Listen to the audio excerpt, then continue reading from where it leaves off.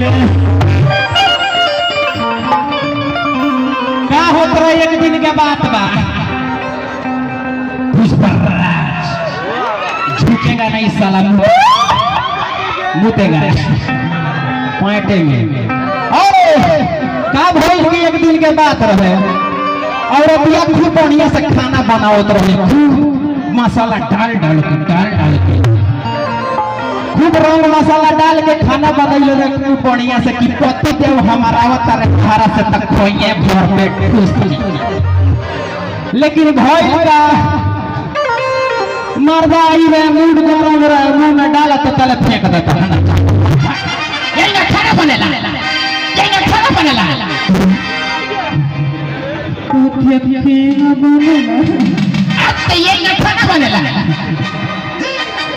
खिसिया के मादा थोड़िया फेंक के भाग गए वहीं पर औरतिया खोतिया सचे से अपना खिचनी तनी बतिया पसैया रुस जाले कतनो मनाई बाकी तनी ना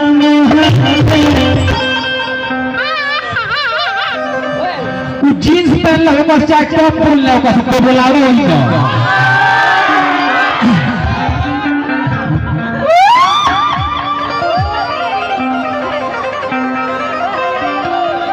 मिठाई वाला गाड़ी ड्राइवर के ना लुकाई बड़े जल्दी जाओ जाकर बुलावट होता है हमार सर हमें ये सरवा के कहता नहीं नाचे के छोटा बहइले बा हेते हेते ई सब के सार हम लड़की ना आई तो इनके के नचाए हम ना ये हमर दुलौया है रहुए लोग के भइले सार गवाले हराले अमित भैया हां हमरो सारे हो हां बात ये है कि लवली रिकॉर्डिंग स्टूडियो में जाते हैं लवली स्टूडियो में रिकॉर्डिस्ट यही है मेरा जितना गाना बनता है सब यही रिकॉर्डिंग करते हैं इनका नाम मुकेश जी है मुकेश सरवा एक बार सर के नाम पर जोरदार ठोको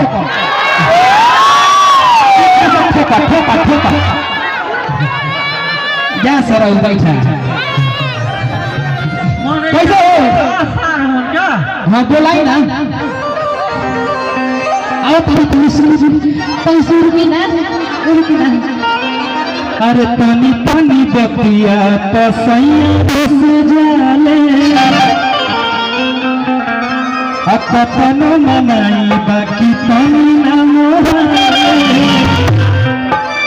हमारा से मुहावा फुलाई गईले हो परदेसी सजना ना पहिले कैसे हो भाई आओ तो हालो तनी तनी बतिया पसैया रुस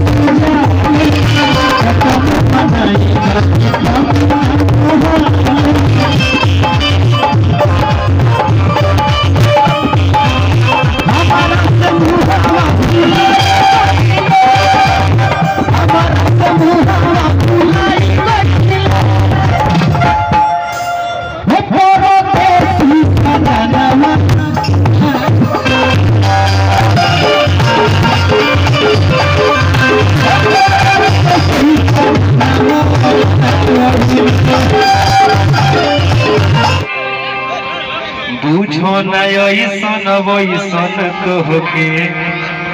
अरे टहन ले जाई से दिया के अरे